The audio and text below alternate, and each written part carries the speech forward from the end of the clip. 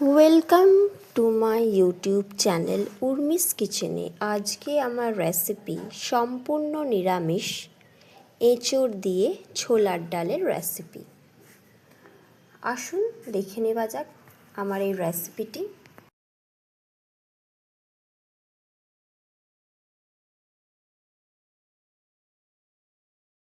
এর জন্য আমি 200 গ্রাম ছোলার ডাল নিয়ে নিয়েছি। ছোলার ডালটাকে ভালো করে ধুয়ে 2 ঘন্টা মতন ভিজিয়ে রেখেছি। ভিজিয়ে ছোলার ডালটা কুকারে নুন দিয়ে একটু সিদ্ধ করে নেব। সিদ্ধ করা হয়ে গেছে। এবারে কড়াইতে সর্ষের তেল দিয়ে দিলাম। দিয়ে এর মধ্যে শুকনো লঙ্কা, তেজপাতা, গোটা জিরে ফোড়ন দিয়ে দিলাম। ফোড়ন হয়ে গেলে আগে থেকে এঁচোড় কেটে সিদ্ধ করে রেখেছি। স্বাদ অনুযায়ী নুন দিয়ে দিলাম ভাজার জন্য। দিয়ে সিদ্ধ করে রাখা এঁচোড়গুলো এর মধ্যে দিয়ে ভালো করে এঁচোড়টাকে ভেজে নেব।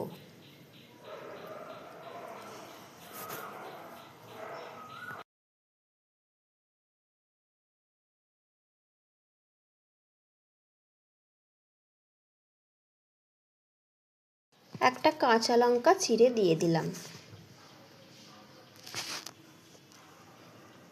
1 চামচ আদা বাটা দিয়ে দিলাম।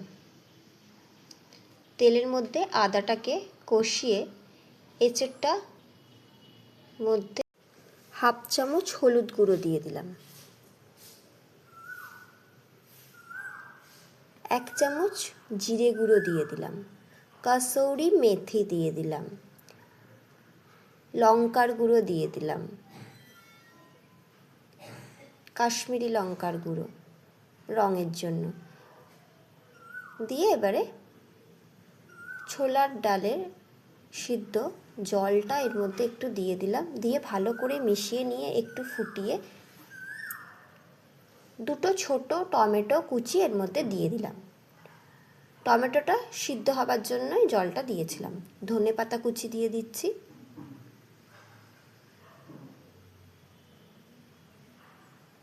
দিয়ে ঢাকা দিয়ে দিলাম। টমেটোটা গলে গেছে। ছোলার ডালটাও দিয়ে দিয়েছি। দিয়ে চিনি দিয়ে দিচ্ছি স্বাদ অনুযায়ী, গরমেতে যাতে তাড়াতাড়ি চিনিটা গলে যায়। গরম মশলার গুঁড়ো দিয়ে দিলাম। দিয়ে ভালো করে মিশিয়ে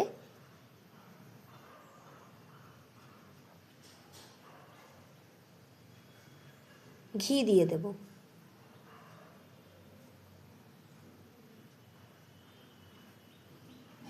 আর একটু ভাজা মশলা দিয়ে দিলাম। দিয়ে ভালো করে ফুটিয়ে নেব। ফুটিয়ে নামিয়ে নেব। হয়ে গেল আজকের আমার রেসিপি সম্পূর্ণ নিরামিষ এঁচোড় দিয়ে ছোলার ডাল।